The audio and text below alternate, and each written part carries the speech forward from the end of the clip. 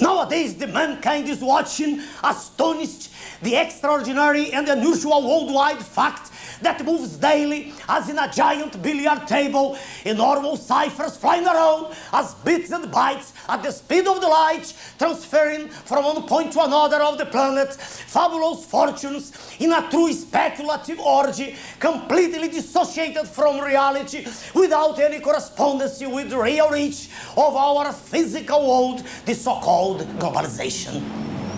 It seems to those not fully aware, and we shall include here sadly the great majority of the citizens, that this process is creating a world in which everyone will have access to a higher standard of life with greater social justice. That fact comes to us by the media as a cure-all for the biggest world problems. As a matter of fact, it is necessary to be pointed out that only 2 to 3% of all those transactions raise into $3 trillion a day, only 2 to 3% refer to commercial and industrial activities.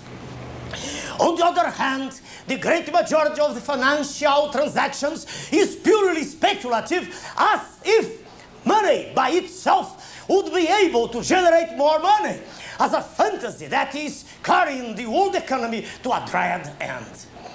Until the 70s, the Bretton Woods rules were followed.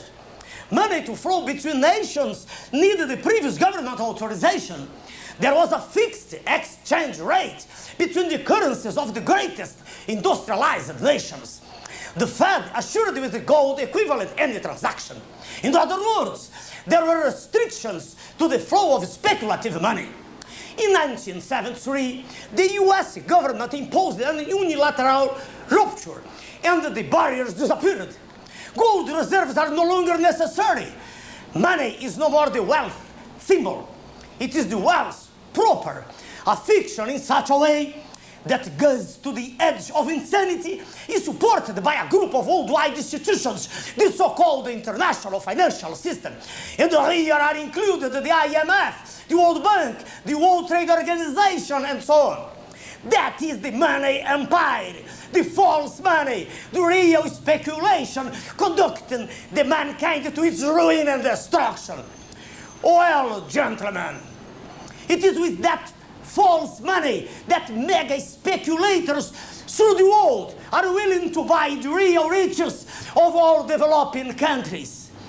In Brazil, they are selling out by the dozen all of our strategic state companies. The right words are these: they are giving away all of our strategic resources, including Vale do Rio Doce Company, the greatest iron mining company in the world, by only $3 billion, equivalent to less than half of 1% of its estimated value. In Brazil, we have the greatest reserves in the world of niobium, titanium, first quality quartz. We are the greatest gold producers in Latin America. We have the richest subsoil in this planet, and we are seeing our riches going there cheap to the industrialized countries. President Clinton, during the Summit of the Americas in Santiago, recently said, "Your prosperity lifts ours, our prosperity lifts yours." Is that really true? From the Brazilian states of Amapá and Minas Gerais, we carried millions of tons of manganese sold by insignificant prices. Now, in those Brazilian states, we have only big land craters, holes, and our manganese rests in Pennsylvania. It's now part of the US strategic inventory. In the future, we'll have to pay whatever price they want for that same mineral.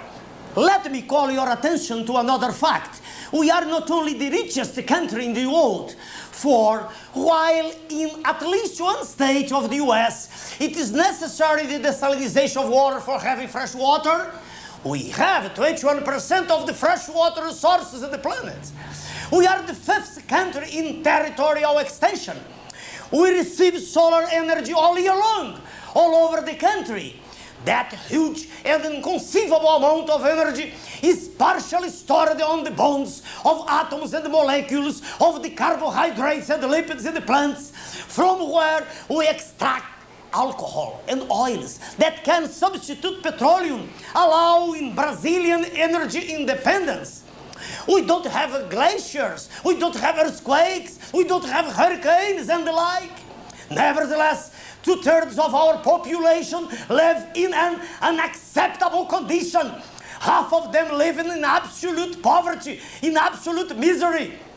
Brazilian government pays to the international creditors and their Brazilian representatives about half of the gross national income. That's to say, $5 billion a month only as interest. The internal and external debts altogether represent today the astronomical cipher of $500 billion. Government maintains a fiction of currency stability, concealing the disorderly growth in public debt and promoting the destruction of all the industrial production chain of the country with mass importation of industrialized products and even food. Our party, Prona, rises against that process. It's imperative a new Bretton Woods, but as we don't have the condition to impose such an agreement on the international scenario, and as we do have in our country all that we need for our survival, there is only one option: not to drown. We'll break with the international financial system. We'll no longer accept these speculators' extortion. We'll sit down for negotiations, impose our sovereignty. We'll price our goods with justice. The interest rates that we'll pay shall be the lowest possible. That is the only way to proclaim our economic independence. Thank you very much.